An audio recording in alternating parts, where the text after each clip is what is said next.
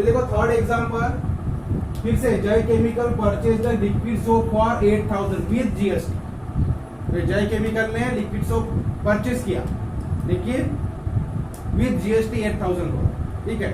तो यार जीएसटी भी इंक्लूड है, यानी टोटल वैल्यू होगी उसकी, टोटल वैल्यू इसने दिया with GST and sold it to the consumer for ₹10,000 with GST, ठीक है। और 10,000 में कंज्यूमर को सोल्ड किया, तो 10,000 जीएसटी के साथ, मतलब ये टोटल वैल्यू होगी।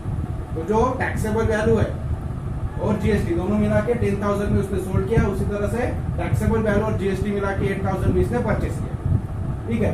तो रेट ऑफ जीएसटी दिया 18%, find the amount of CGST and SGST to be paid by Jai chemical. तो जय केमिकल ने कितना सीजीएसटी पेड किया, कितना एसजीएसटी पेड किया, हमें फाइंड करना। अब सीजीएसटी या एसजीएसटी पेड किया तो हमें क्या करना पड़ेगा, ऐसे इसमें पहले जीएसटी फाइंड करना पड़ेगा कितना पेड किया।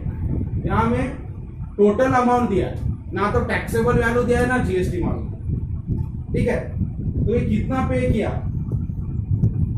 तो टैक्स पेएबल या जीएसटी पेएबल निकालने के लिए हमें क्या चाहिए, आउटपुट टैक्स माइनस आईटीसी। तो हमें क्या चाहिए ध्यान में रखो, ये जब भी आपको पेएबल दिया रहता है कितना पेड किया एसजीएसटी या सीजीएसटी, ये ट्रेडिंग में जब भी परचेस होता है और सेल होता है तो हमेशा ध्यान में रखना ट्रेडिंग वाला एग्जांपल, ठीक है। तो यहाँ आउटपुट टैक्स इनपुट टैक्स की जरूरत पड़ेगी। तो कितना सीजीएसटी और कितना एसजीएसटी पे किया, इसके लिए हमें क्या फार्मूला क्या है, जीएसटी पेएबल, पहले जीएसटी निकालना पड़ेगा। तो जीएसटी पेएबल का formula output tax minus ITC. तो हमें क्या क्या फाइंड करना पड़ेगा, आउटपुट टैक्स, ठीक है। आईटीसी मतलब ही इनपुट टैक्स फाइंड करना पड़ेगा, तब जाके हमारा प्रॉब्लम सॉल्व। अब इनपुट टैक्स यानी क्या होता है, जो टैक्स पे किया, जितना जीएसटी पे किया परचेस के वक्त, लेकिन यहाँ दिया है क्या, हमें नहीं दिया, ये तो पूरा इंक्लूड करके दे दिया। तो पहले हमें वो जीएसटी यानी इनपुट टैक्स फाइंड करना पड़ेगा, तो उसके लिए हमें जीएसटी फाइंड करना पड़ेगा कितना हो, ठीक है। इसको हम थोड़ा इस तरह से करेंगे। तो दो पार्ट में इसको डिवाइड करेंगे, purchase at the time of purchasing and at the time of sale, ठीक है। तो नंबर 1 देंगे ड्यूरिंग या एट द टाइम ऑफ, तो ड्यूरिंग परचेस। तो परचेस के वक्त क्या होगा, तो टोटल अमाउंट कितना दे रहा है वो, total amount paid,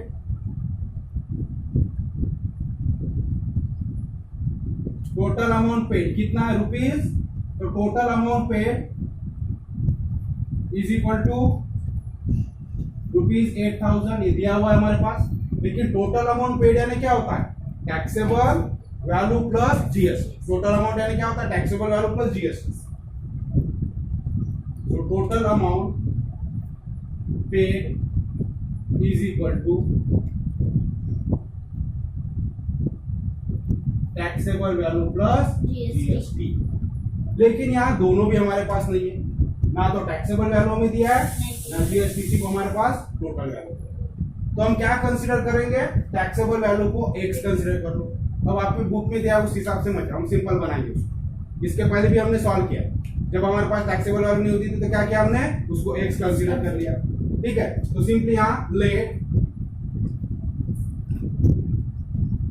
taxable value be ₹x। अगर टैक्सेबल वैल्यू ₹x हो जाएगी तो अकॉर्डिंगली ये क्या हो जाएगा, हम total amount paid is equal to, therefore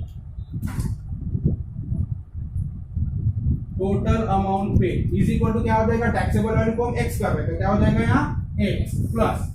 अब जीएसटी यानी क्या होता है, जीएसटी यानी टैक्सेबल वैल्यू का जितना भी परसेंट जीएसटी का होगा, जीएसटी यानी कितना होता है, so GST is equal to, हमने पहले देखा जीएसटी यानी, अब यहाँ क्या होगा 18% ऑफ टैक्सेबल वैल्यू। अगर इतनी टैक्सेबल वैल्यू है तो उसका जीएसटी कितना होगा, जितना टैक्सेबल वैल्यू उसका 18%। यार जीएसटी क्या हो जाएगा, GST is equal to 18% of taxable value. यहाँ लिख सकते हैं हम 18% ऑफ एक्स, टैक्सेबल वैल्यू यानी x। सिंपल। तो हमें दोनों चीजें नहीं दी है, तो दोनों चीजें हम कैसे फाइंड कर सकते हैं, अगर टैक्सेबल वैल्यू हमें मालूम है और रेट ऑफ जीएसटी मालूम है, रेट ऑफ जीएसटी 18% दिया है, तो टैक्सेबल वैल्यू का 18% यानी जीएसटी होता है। तो दोनों को हम रिप्लेस कर लेंगे, टैक्सेबल वैल्यू x से लिया और जीएसटी क्या हो जाएगा, ये टैक्सेबल वैल्यू का 18% यानी 18% ऑफ x इज इक्वल। अब वैल्यूज पुट करो। टोटल अमाउंट पेड कितना है 8000, ये ऑलरेडी हमारे पास है तो 8000 लिख लेंगे। ये हो गया x और 18% ऑफ x मतलब क्या होगा 18 डिवाइडेड बाय 100 इनटू x, तो 18x बाय 100, ये हम 18x बाय, समझ में आ गया। 18% ऑफ x है ना 18 बाय 100 इनटू x, तो 18 इनटू x 18x डिवाइडेड। अबे राइट हैंड साइड हम सॉल्व करेंगे, इज इक्वल यहाँ x प्लस 8 ऑलरेडी कर चुके हैं ऐसा एग्जाम, ठीक है।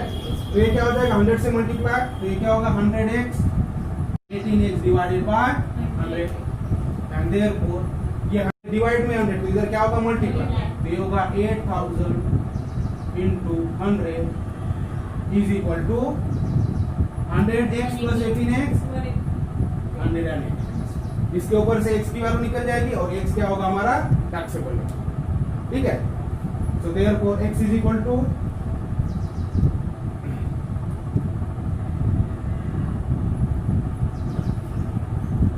क्या होगा x is equal to this quantity by, so 8000 into 100 divided by 108, कितना होगा ये,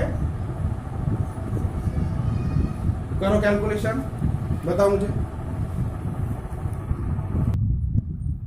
तो आंसर क्या है हमारा 6779 रुपीज 66 पैसे, ठीक है। तो ये आंसर, तो ये क्या होगी x की वैल्यू, x की वैल्यू मतलब x क्या है हमारा taxable value, so therefore taxable value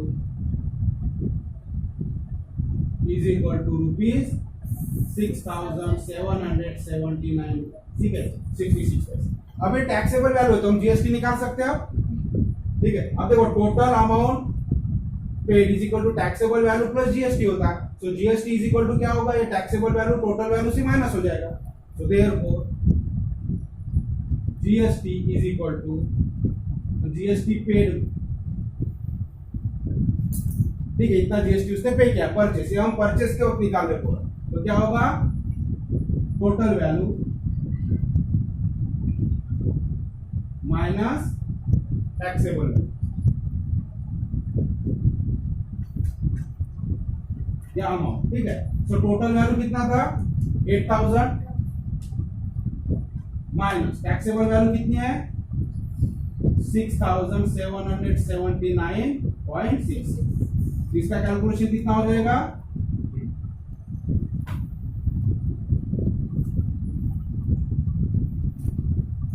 कितना है बताओ 1220,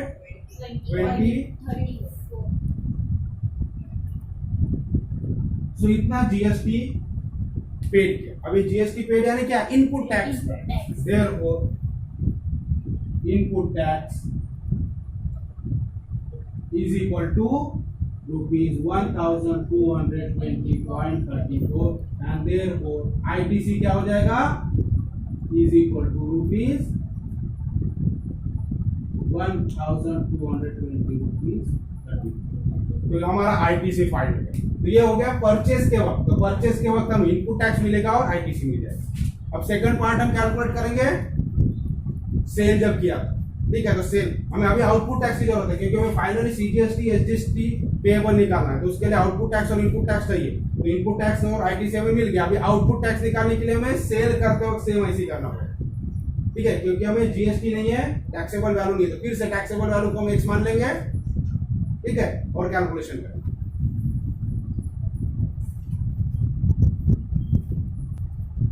ठीक है, तो ये जो कैलकुलेशन किया हमने इनपुट टैक्स और आईटीसी का, तो ये कब का है ड्यूरिंग परचेस, परचेस के वक्त। अभी हमें क्या करना है आउटपुट टैक्स फाइंड करना है, तो आउटपुट टैक्स फाइंड करने के लिए क्या करना पड़ेगा ड्यूरिंग सेल क्या क्या हुआ हम देखना पड़ेगा उसको, क्योंकि आउटपुट टैक्स ड्यूरिंग सेल मिलता है। तो सेकंड नंबर दे देंगे इसको हम ड्यूरिंग या at the time of sale भी बोल सकते हैं। सो ड्यूरिंग सेल दो पार्ट में डिवाइड किया आउटपुट टैक्स निकालेंगे। तो ड्यूरिंग सेल टोटल अमाउंट कितना पेड हो गया, तो कलेक्टेड, यहाँ क्या आएगा कलेक्टेड। तो during sale total amount collected is equal कितना कलेक्ट हुआ ₹10,000। ठीक है, तो सेम फार्मूला। अब यहाँ भी टैक्सेबल वैल्यू कितनी हमें मालूम नहीं है, तो टैक्सेबल वैल्यू को भी यहाँ कंसीडर करेंगे। वहां x कंसीडर किया था तो यहाँ y ले लेंगे, क्योंकि x हमने क्या किया, इधर का टैक्सेबल वैल्यू परचेस करते हो, अभी सेल करते हो जो टैक्सेबल वैल्यू है उसको y कंसीडर कर रहे हो। So late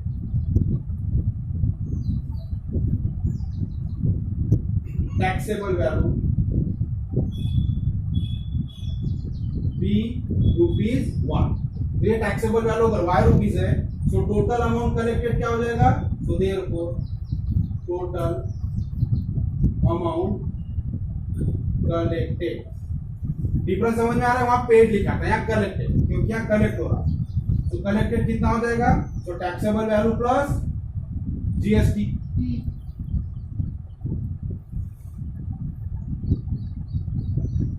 same formula is equal taxable value हो गई y, यहाँ हमने y कंसीडर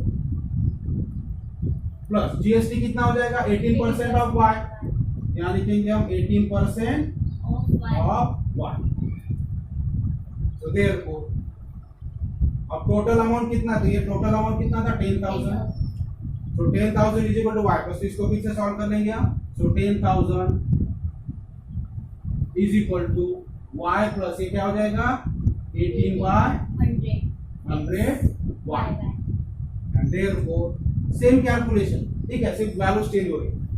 तो 10,000 इज इक्वल टू ये क्या हो जाएगा 100y plus 18y/100, and therefore इधर मल्टीप्लाई हो जाएगा तो क्या होगा 10,000 into 100 is equal to 18 plus क्या हो जाएगा 118y।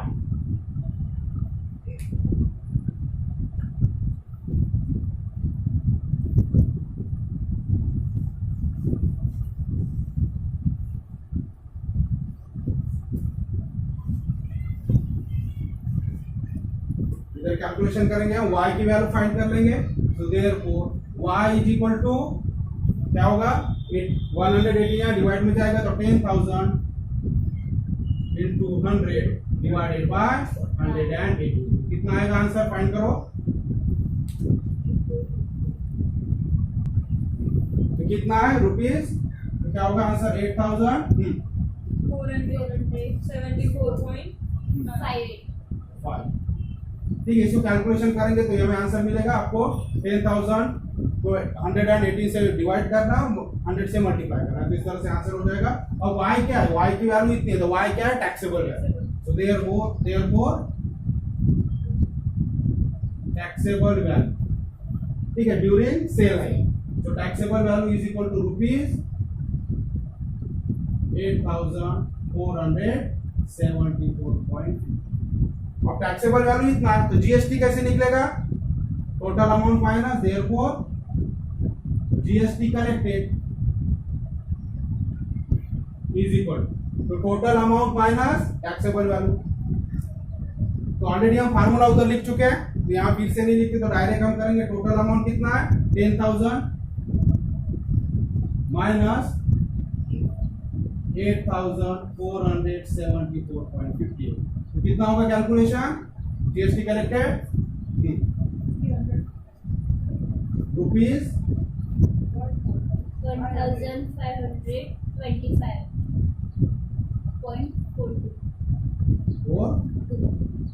1,525 रुपीस 42 पैसे। ठीक है, तो जीएसटी इतना कलेक्ट हो गया।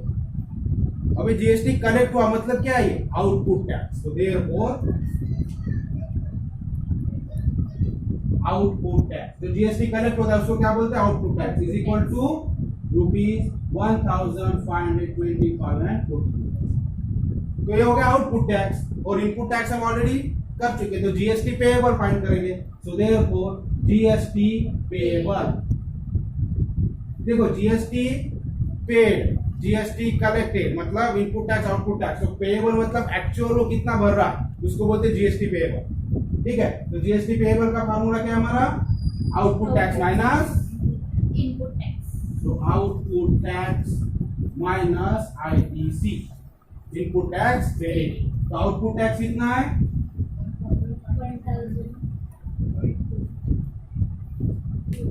1500. आउटपुट टैक्स 1525.42 माइनस आईटीसी कितना निकला था, रब किया यहाँ कितना निकला था 1220.34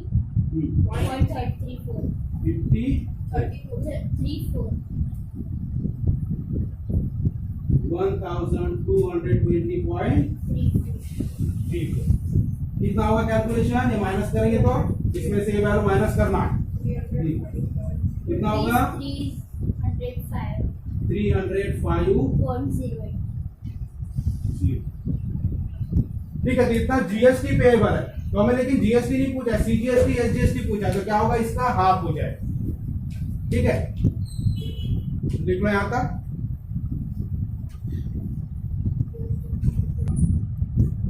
ठीक है। तो हमारा जीएसटी पेएबल इतना हो गया, लेकिन हमें क्या फाइंड करना है, सीजीएसटी एंड एसजीएसटी पेएबल। अब सीजीएसटी एसजीएसटी क्या होता है, जीएसटी का हाफ होता है, तो हम लिख लेंगे देयरफॉर सीजीएसटी या सीजीएसटी पेएबल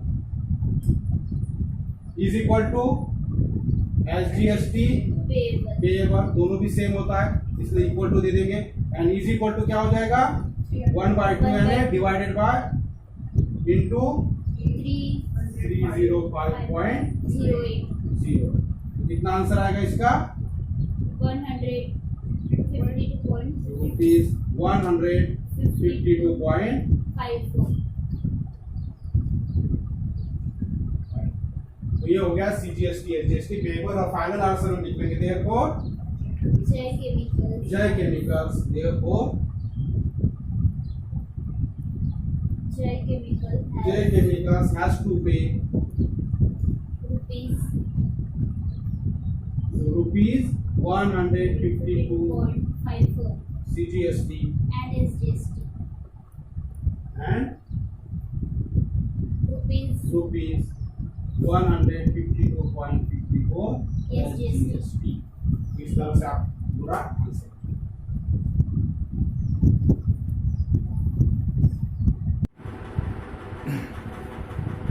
ठीक है। तो फाइनेंशियल प्लानिंग पढ़ रहे, सॉल्व एग्जांपल्स पढ़ रहे थे, किससे रिलेटेड है ये सॉल्व एग्जांपल, हमारा टॉपिक चल रहा था जीएसटी इन ट्रेडिंग चेन, ठीक है। तो ट्रेडिंग चेन में जो जीएसटी होता है उसके ऊपर हम सॉल्व एग्जांपल देख रहे थे। तो नंबर 4 का एग्जांपल आपको एक्टिविटी के फॉर्म में सॉल्व एग्जांपल में, तो देखो एग्जांपल क्या है, suppose a manufacturer sold a cycle for a taxable value of 4000 rupees, ठीक है।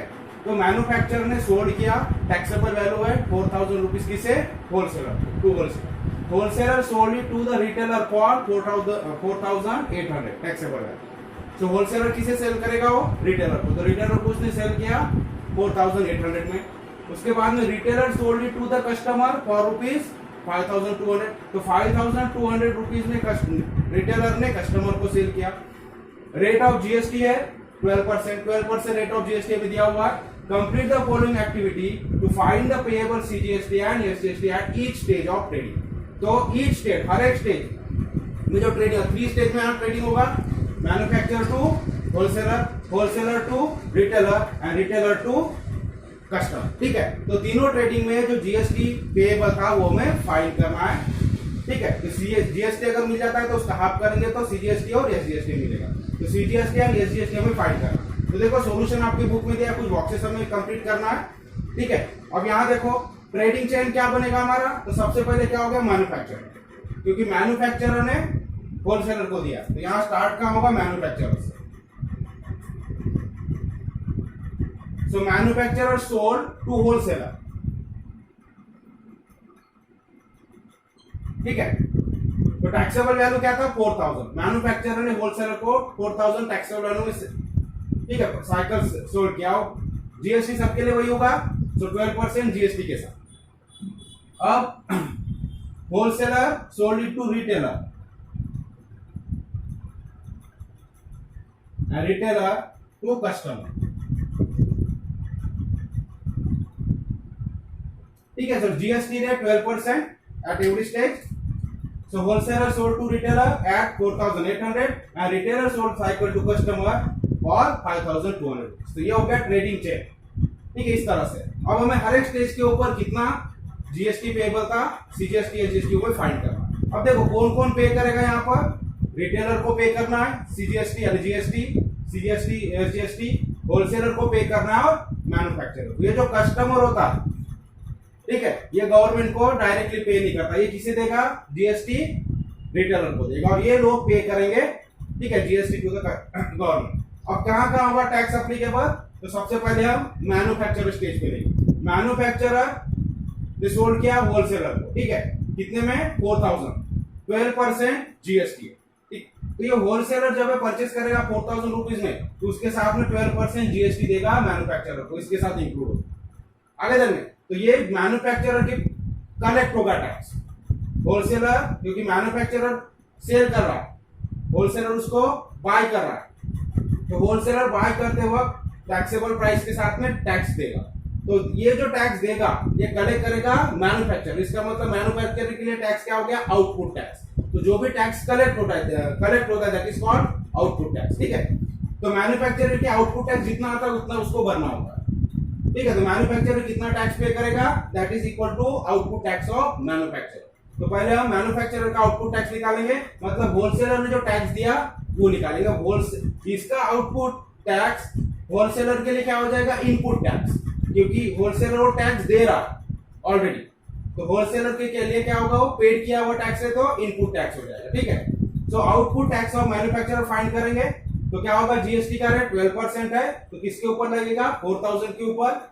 सो मैन्युफैक्चरर के पास कलेक्ट होगा, तो ये हम कैलकुलेशन कर लेंगे। तो 12% ऑफ 4000 मतलब 12/100 इंटू 4000।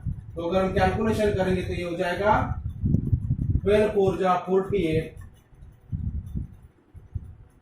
एंड 10 लगा देंगे, सो ₹480। इसका मतलब जीएसटी पेएबल बाय मैन्युफैक्चरर क्या हो जाएगा, ₹480।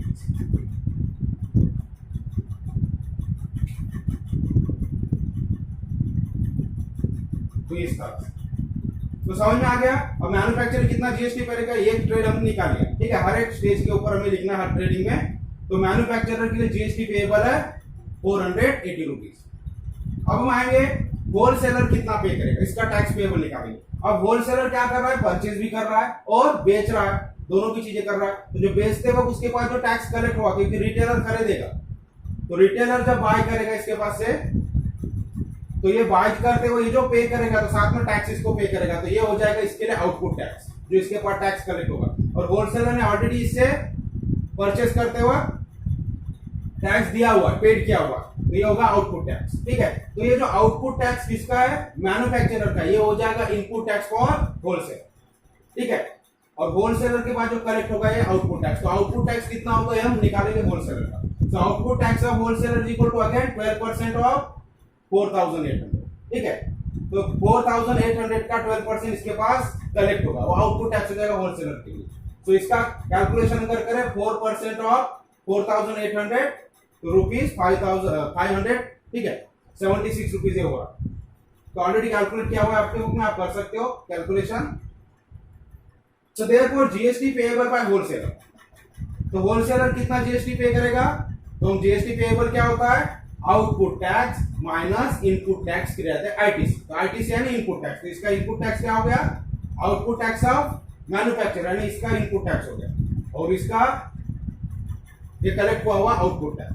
So output tax minus input tax, तो आउटपुट टैक्स क्या है हमारा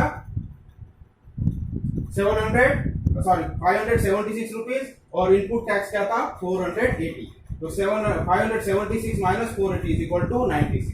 तो 96 रुपीज जीएसटी पेएबल किसके लिए, होलसेलर। तो होलसेलर कितना जीएसटी पे करेगा, 96 रुपीज। तो दोनों का हो गया, मैन्युफैक्चरर कितना करेगा 480 रुपीज, होलसेलर कितना जीएसटी पे करना है 96 रुपीज। अब हमें किसका निकालना है, रिटेलर का, रिटेलर कितना करेगा।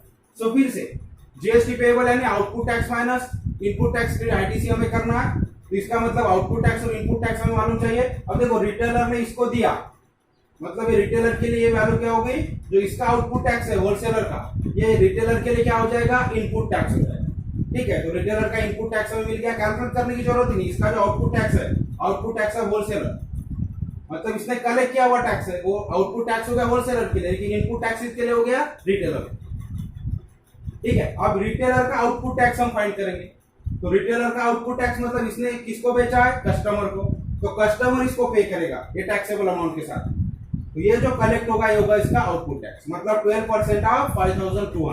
सो therefore output tax of retailer is equal to 12% of 5200. तो हम कैलकुलेशन करेंगे, तो ये हो जाएगा 12/100 into 5200.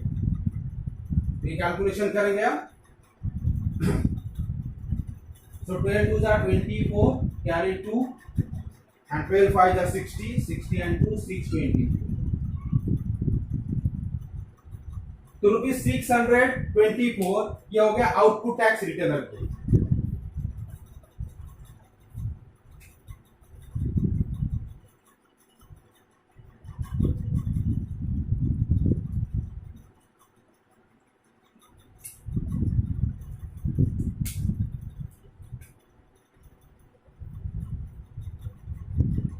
ठीक है, तो जीएसटी पेबल कितना होगा? तो जीएसटी पेबल मतलब output tax minus input tax या ITC. So GST payable by retailer is equal to output tax of retailer.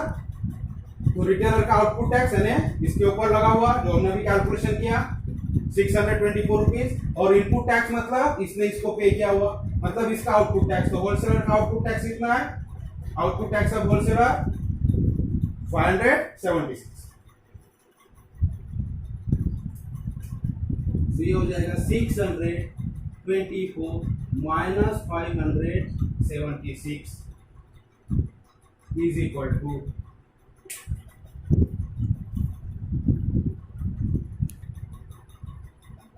ठीक है. तो output tax of retailer minus ITC of retailer is equal to output tax of retailer क्या हो गया? हमने find किया 624 rupees minus input tax of retailer या ITC of retailer क्या हो जाएगा? तो आउटपुट टैक्स ऑफ होलसेलर. तो 576 दोनों इसमें से माइनस करेंगे तो ₹48.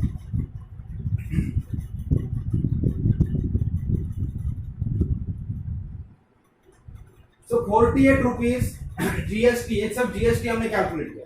ठीक है, तो मैन्युफैक्चरर कितना जीएसटी पे करेगा? 480. होलसेलर कितना जीएसटी पे करेगा? 96 rupees. GST payable by retailer 48 rupees. ठीक है, अब इसी को हम क्या करेंगे? टेबल बनाएंगे जिसमें हम पूरा जीएसटी सीजीएसटी और, क्योंकि हमें सीजीएसटी और एसजीएसटी भी कैलकुलेट करना है, तो सीजीएसटी एसजीएसटी क्या हो जाएगा? Half of GST. तो सिंपली हम टेबल बना लेंगे जो आपकी बुक में दिया हुआ है और फिल करेंगे. तो जीएसटी लिख लेंगे, उसका हाफ ऑफ करेंगे तो सीजीएसटी एसजीएसटी आ जाएगा. तो नोट कर सकते हो आप.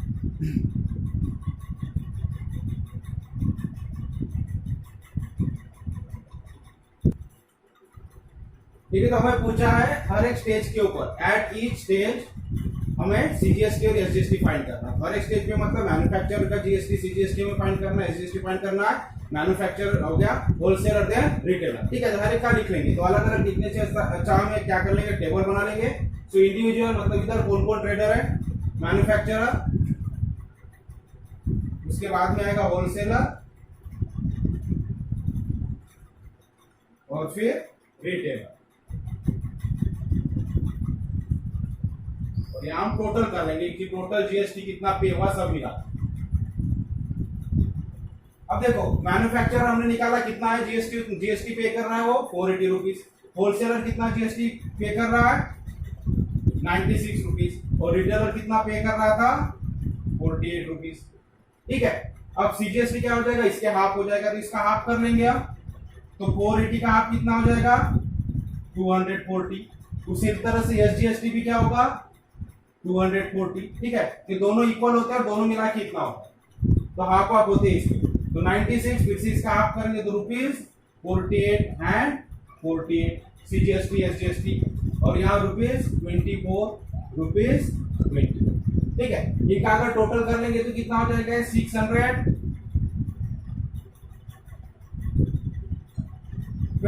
ठीक है,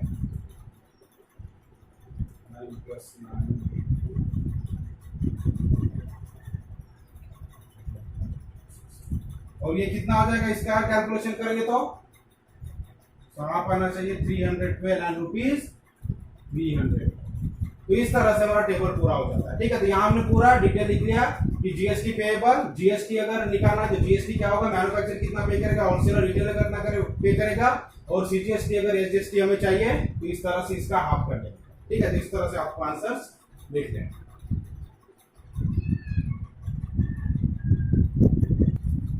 अब देखो इस एग्जांपल से हमें क्या पता चला कि हमेशा ट्रेडिंग में, जब ट्रेडिंग चेन में जब भी जीएसटी के प्रॉब्लम्स आते हैं, आपको पेबल निकालना है, हमेशा ध्यान में रखो कि जो बीच वाले होते हैं, लाइक होलसेलर है रिटेलर, तो ये दोनों भी चीजें करते हैं। एक तो परचेज भी करते हैं माल को, गुड्स को, और सेल भी करते हैं। तो सेल करके जो उनके पास टैक्स कलेक्ट होता है वो आउटपुट टैक्स हो गया, और जो परचेज करते हैं वो टैक्स पे करते हैं वो इनपुट टैक्स हो गया। ठीक है, तो हमेशा ध्यान में रखेंगे अब एक के बाद एक। जैसे कि मैन्युफैक्चरर से परचेज किया, होलसेलर नहीं, तो होलसेलर के लिए होलसेलर जो टैक्स उसको पे करेगा इनपुट टैक्स हो गया, और होलसेलर के मैन्युफैक्चरर के लिए होलसेलर का इनपुट टैक्स मैन्युफैक्चरर के लिए क्या होगा, आउटपुट टैक्स होगा।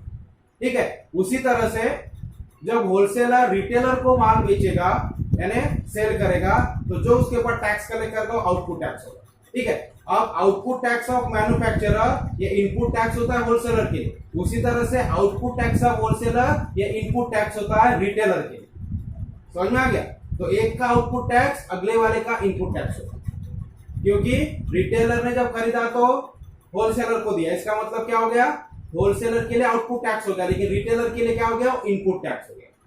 समझ में आ गया? उसी तरह से रिटेलर जब कस्टमर को बेचेगा तो कस्टमर से जो टैक्स कलेक्ट होगा वो रिटेलर के लिए आउटपुट टैक्स होगा, और जो होलसेलर का आउटपुट टैक्स है वो रिटेलर के लिए इनपुट टैक्स होगा। तो हमें बार बार कैलकुलेशन करने की जरूरत नहीं रही। मैन्युफैक्चरर का आउटपुट टैक्स है होलसेलर का इनपुट टैक्स, ठीक है, और होलसेलर का आउटपुट टैक्स है रिटेलर का इनपुट टैक्स, और बीच वाले इसमें आए।